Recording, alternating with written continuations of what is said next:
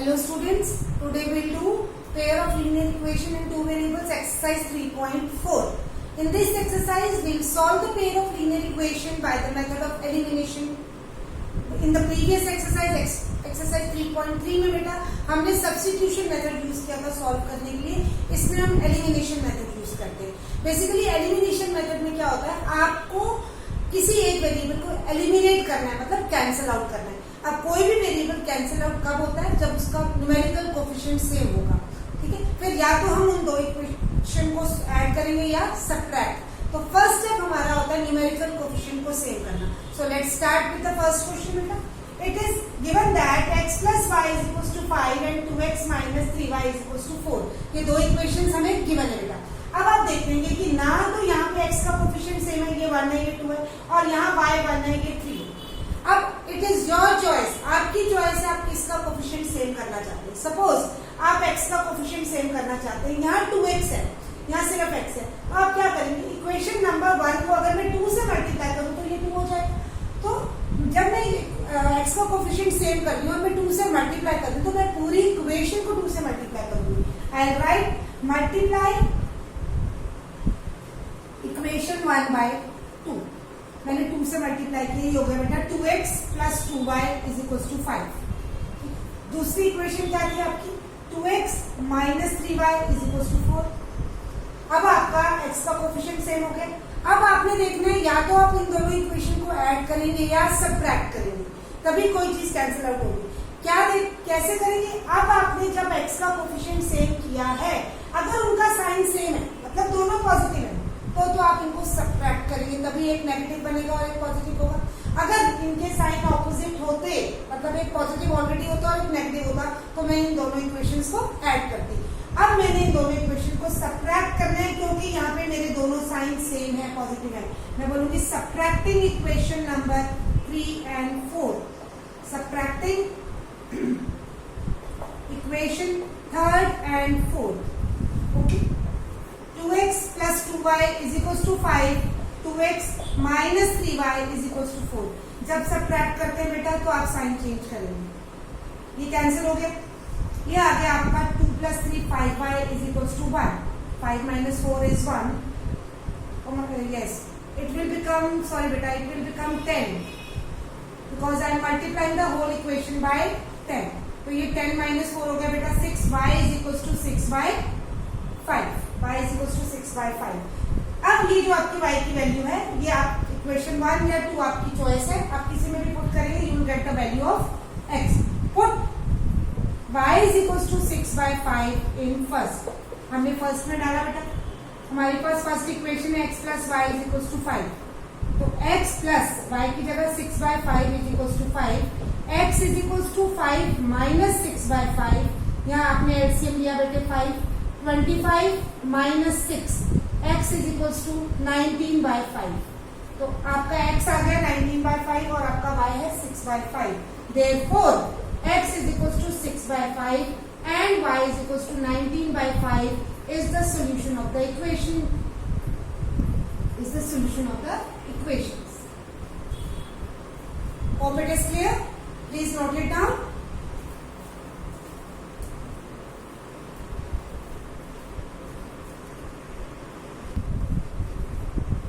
yes, come to the second part। It is 3x plus 4y is equal to 10 and 2x minus 2y is equals to 2। अब देखिए, किसी एक के coefficient को same करना है। अगर मुझे यहाँ पे x का कोफिशिएंट सेम करना है, तो मैं यहाँ पे इसको 2 से मल्टीप्लाई करूंगी, ये 6 हो जाएगा बेटा, और इस इक्वेशन को मैं 3 से मल्टीप्लाई करूंगी, ये 6 हो जाएगा। अब if I want to make the coefficient of y same, यहाँ पे 4 है बेटा, यहाँ पे 2 है, तो simply I know that if I multiply 2 by 2 I get 4।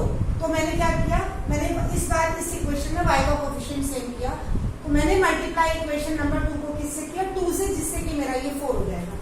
This is my first equation, this is my second equation. ऐसे मल्टीप्लाई इक्वेशन 2, क्योंकि मुझे किसी भी एक कोफिशिएंट को किसी भी एक वेरिएबल का कोफिशिएंट जो है वो सेम करना है। मल्टीप्लाई इक्वेशन 2 by 2, तो मेरा ये हो जाएगा बेटा 4x minus 4y is equals to 4। 4x minus 4y is equal to 4, और मेरी फर्स्ट इक्वेशन थी 3x plus 4y is equal to 10। अब देखिए हमारा y का कोफिशिएंट सेम हो गया ना। अब मैं इनको ऐड करूंगी या सब्ट्रैक्ट करूंगी। देखिए y का कोफिशिएंट यहाँ पे 4 है, यहाँ पे भी 4 है, 4y। अब ये पॉजिटिव 4y है, ये नेगेटिव 4y है। ऑलरेडी मेरे जो साइंस है वो ऑपोजिट है। जब साइंस ऑपोजिट है, कोफिशिएंट सेम है, तब हम दोनों इक्वेशंस को ऐड करेंगे। I write adding first and third. मैंने फर्स्ट और थर्ड को ऐड किया बेटा। 3x plus 4y is equals to 10 and 4x minus 4y is equals to 4। ये कैंसिल हो गया बेटा। ये आ जाएगा 7x is equals to 14, x is equals to 14 by 7, that means 2। x की वैल्यू आ गई 2। अब ये x की वैल्यू 2 है, आप फर्स्ट इक्वेशन में पुट करो या सेकंड में, choice is yours. Put x is equals to 2 in first। ये हो जाएगा बेटा 3x plus 4y is equals to 10, 3 into 2 plus 4y is equals to 10, 6 plus 4y is equals to 10, 4y is equals to 10 minus 6, 4y is equals to 4, y is equals to 1, 4 by 4 is 1.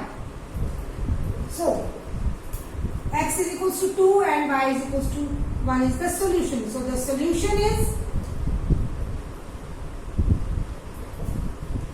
x is equals to 2 and y is equals to 1. Please note it down.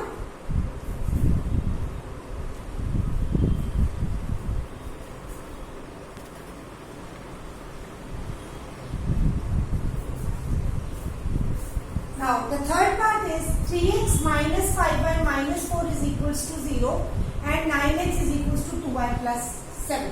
I can rewrite it as, देखो बेटा दोनों equations को मैं rewrite कैसे कर सकती हूँ, क्योंकि अगर मैं कांस्टेंट टर्म को उधर ले जाऊंगी, मेरी फर्स्ट इक्वेशन हो जाएगी 3x minus 5y is equals to 4।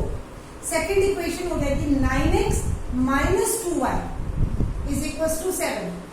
ठीक है, मैं 2y को लेफ्ट साइड पे, 9x minus 2y is equals to 7। ये मेरी दो इक्वेशंस हो गई। नाउ किसी का कोएफिशिएंट सेम नहीं है, ना x का सेम है ना y का सेम है। अब यहाँ पे बेटा 3x है, तो अब फर्स्ट इक्वेशन को I multiplied by 3 to make the coefficient of x same. Multiply equation 3 by 3 मैंने किया बेटा। ये हो जाएगा 9x minus 3 5 15y is equal to 3 4 12। This is my equation number 5। अब मैंने क्या करना है, फोर्थ और फिफ्थ इक्वेशन को मैं सब्ट्रैक्ट करूंगी। क्यों? 9x सेम है, लेकिन इनका साइन भी जो दोनों पॉजिटिव है, तो I will subtract the equation. Now I will write subtract equations 4 and 5। मैं कोई भी ऊपर लिख सकती हूँ, कोई भी नीचे लिख सकती हूँ, मेरा आंसर जो है वो सेम आएगा। तो 9x minus 2y is equal to 7 and 9x minus 15y is equal to 12।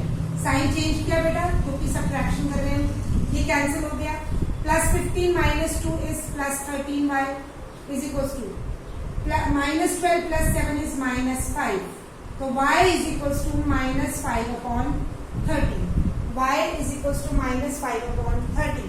Now I put my this value of y in equation number 1 या 2, किसी में भी आप पुट कर सकते हैं। तो y आपका आ गया माइनस 5 अपॉन 13। आपने लिखा put y is equals to minus 5 upon 30। अब देखो बेटा, आप फर्स्ट सेकंड थर्ड फोर्थ इन चारों में से किसी भी एक इक्वेशन में आप ये वैल्यू पुट कर सकते हैं। सपोज मैंने फर्स्ट में किया, ये हो जाएगा 3x minus 5y minus 4 is equals to 0। 3x minus 5 into minus 5 upon 30 minus 4 is equals to 0।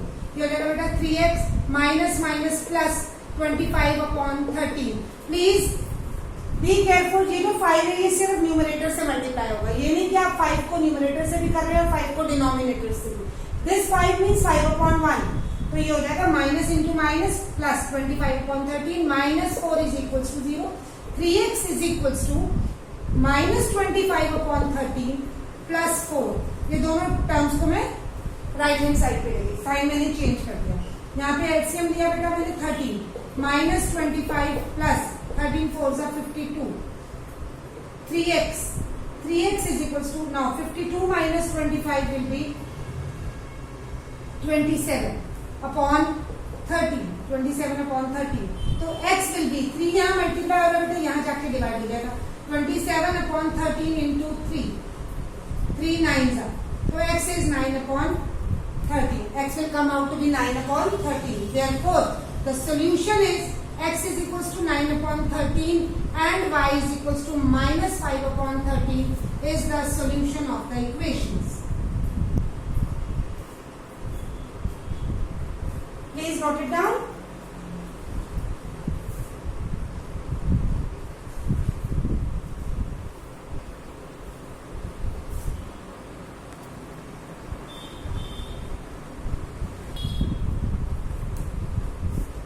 Now, the fourth part is x upon 2 plus 2y upon 3 is equals to minus 1 and x minus y upon 3 is equals to 3. Now, beta, these two equations are in the fractional form.